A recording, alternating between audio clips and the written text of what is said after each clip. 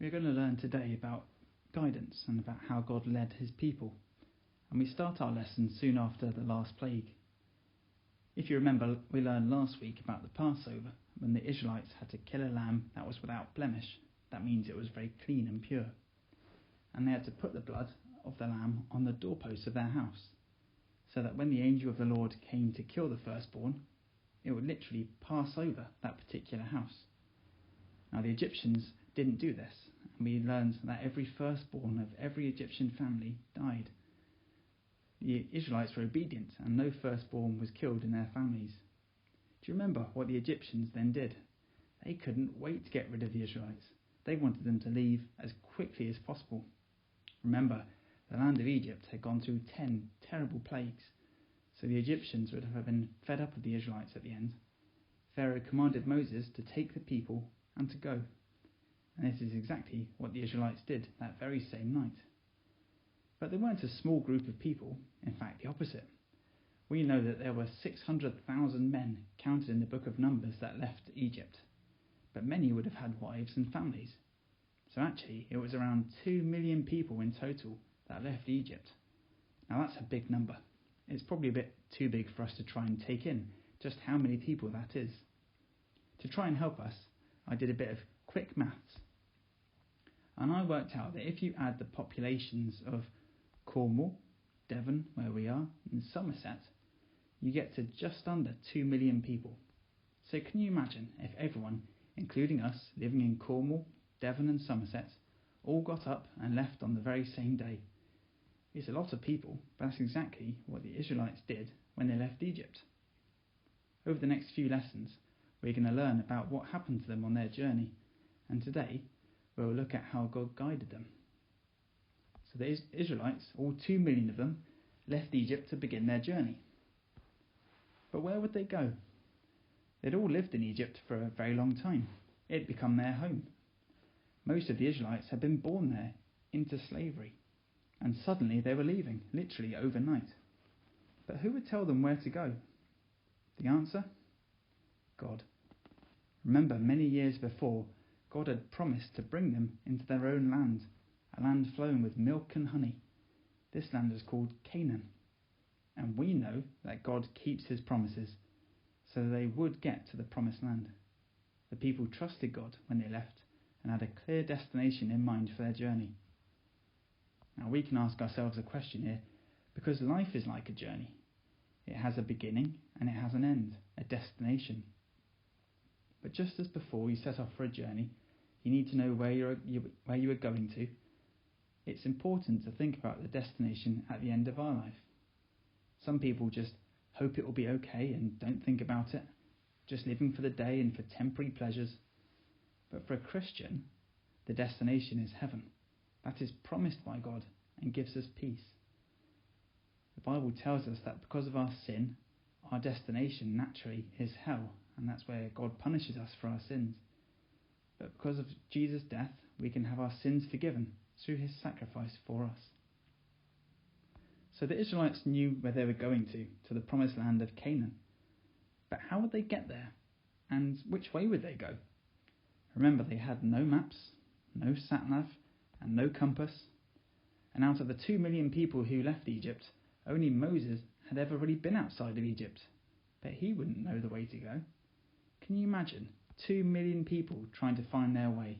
It would be chaos. The group would be lost, it would be in danger, and would probably never get to their destination. But God had made provision for them to guide them on their journey.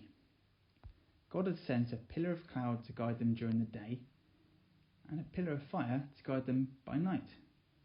So no matter what time of day they looked, God was leading them, always. It was always ahead of them to show them the way. It showed them when they should be walking and when they should rest. It was a picture of God's presence always being with his people. But there's something important that we can think about here as well, because there are many people who live their lives with no guidance and just hope everything will be okay. But does that make life seem a bit meaningless? Let's think about it. If we don't love God, or don't ask him to help us, don't see him as our guide, all we spend our time doing is we get up, go to school, come home, and go to bed. And the next day, get up, go to school, come home, go to bed. It's quite repetitive, isn't it? And even when we get older, perhaps we get a job, perhaps we get married, and we just grow older and older.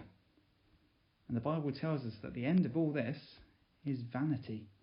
Now, vanity is a word that means empty, meaningless, of no worth. However, for the Christian, just like the pillar of the cloud and fire was always guiding the Israelites, God always guides his people through life, giving it meaning and purpose. We can use the Bible to help us and to show us the way. Going back to the story then, the Israelites were being led along the way by God. But then they came to a crossroad.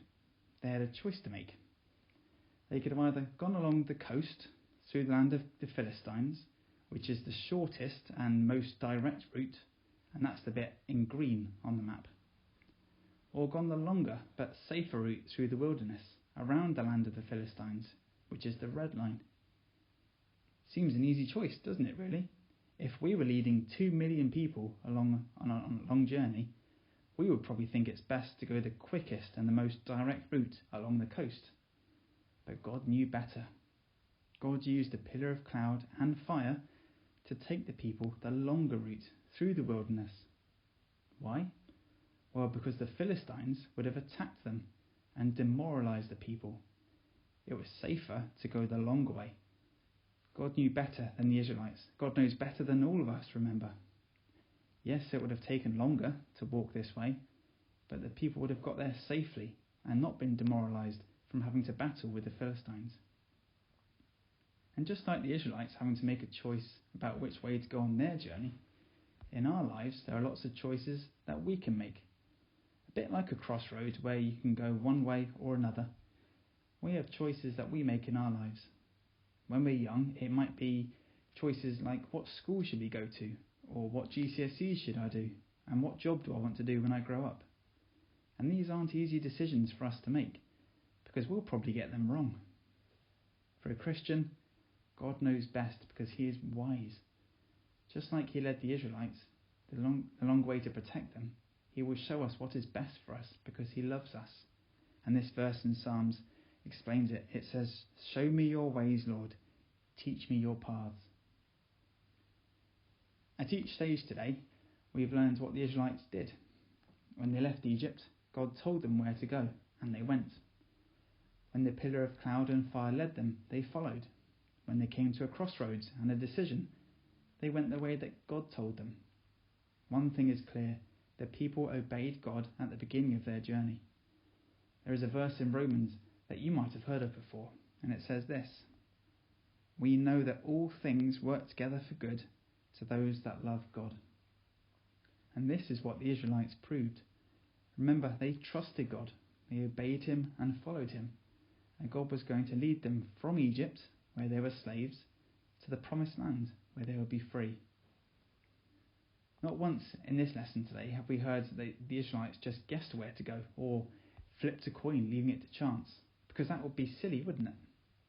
But the very sad thing is, if we are not a Christian, if we've not had our sins forgiven by God, then we are hoping that life will be okay. We are leaving it to chance, and that is very foolish and very sad. We know from other lessons that a life away from God in our sins doesn't bring happiness, it brings sadness, and ultimately separation from God. This is why every week we talk about repenting of our sins and turning back to God to forgive us.